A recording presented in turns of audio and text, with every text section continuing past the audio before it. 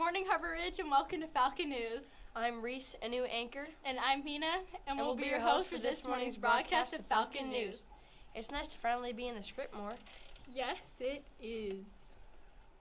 Today, we're being sponsored by Game Club.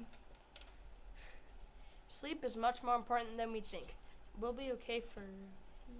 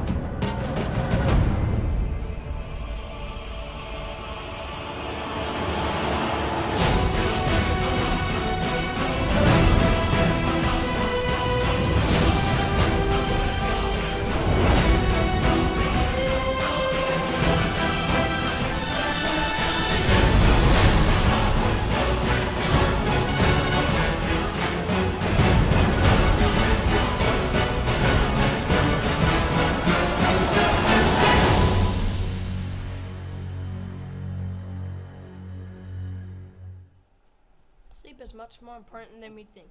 We'll be okay for a few days with less sleep, but after a while, it starts to affect us. With the new access to smartphones, computers, etc., teens are staying up very late at night using them. And with the high schools and middle schools starting so early, they often don't get enough sleep. Here are some solutions to the problem. Since most screens give off blue light, which stimulates brain activity and keeps you awake, turn on night mode, which will give an orange light, which is easier for the eyes and brain. Another solution is to set a time in which you will get off your device before you go to bed. For example, if you go to bed at 10 o'clock, get off your device at 9:30, giving your brain a bit of time to rest and adjust before sleep. Maybe you could read a book or play with your pet instead. And guess what today is? What? It's Hat Day. I hope all of our fellow HRMS classmates remember to wear a hat today.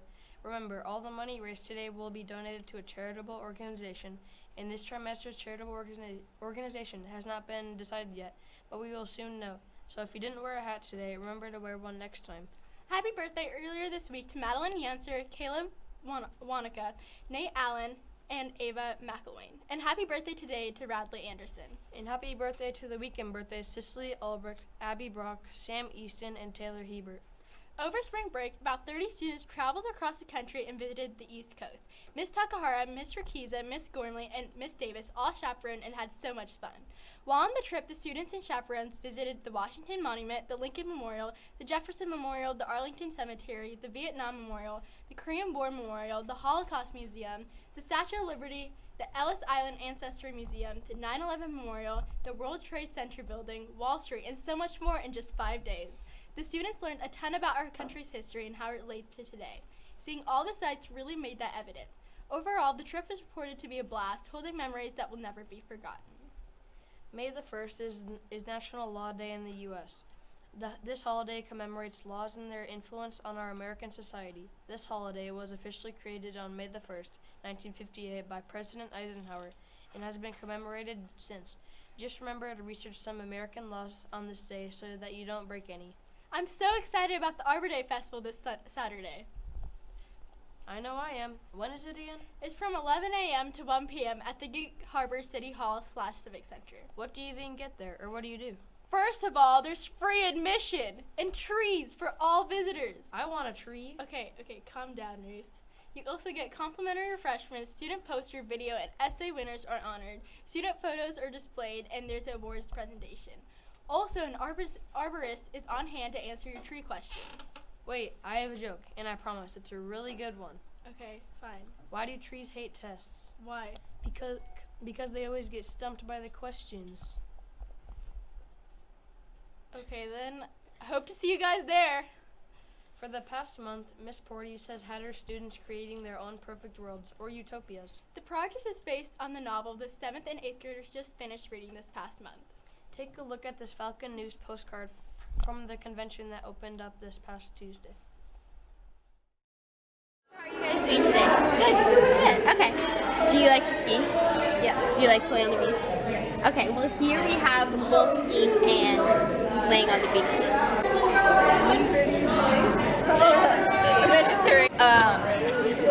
If they have a diet like that, they'll like lower chance of sicknesses and disease and cancer. Like if you have a Mediterranean diet. The Giver is a book about a utopian place. A utopia is a perfect world, but The Giver is actually a dystopian place because even though everything is equal, it shows like people can't say what they want to say and like they can't voice out their opinions because it's not equal. I like some certain aspects that the world has. Like there's no pollution. There's no one that has no job. So I like those different things about the book. But then there's some stuff like assigned marriages that I don't totally believe in. Raise your hand if you got at least 15 people to sign up for your world. Okay. 20. 25. 21. Wow, that's pretty great. Well, I created the project about 5 years ago when I taught at Kopachek in response to reading the book The Giver about a utopian society, which we then decided is actually a dystopian society. And then we got a class discussion going about, well, what would your perfect world look like? And so they start with creating their own perfect school, kind of as architects with a sketch, and what would the features be of your perfect school. And then we build up to the final project of creating your own perfect world. It has persuasive technique in it. So I don't know if you noticed in their speeches at the sales convention, they have to use pathos, logos, and ethos.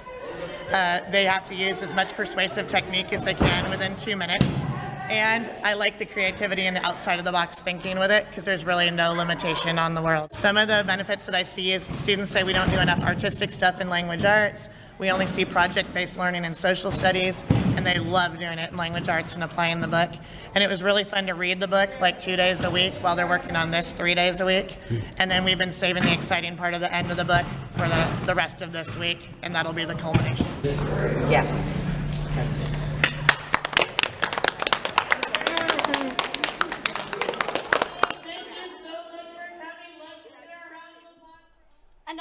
Another week in review. Enjoy our latest review of all the great stuff happening here on the Ridge.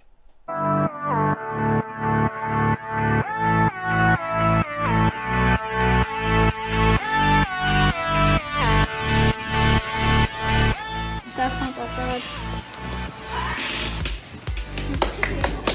Good job, folks. Once you said cut, it's like.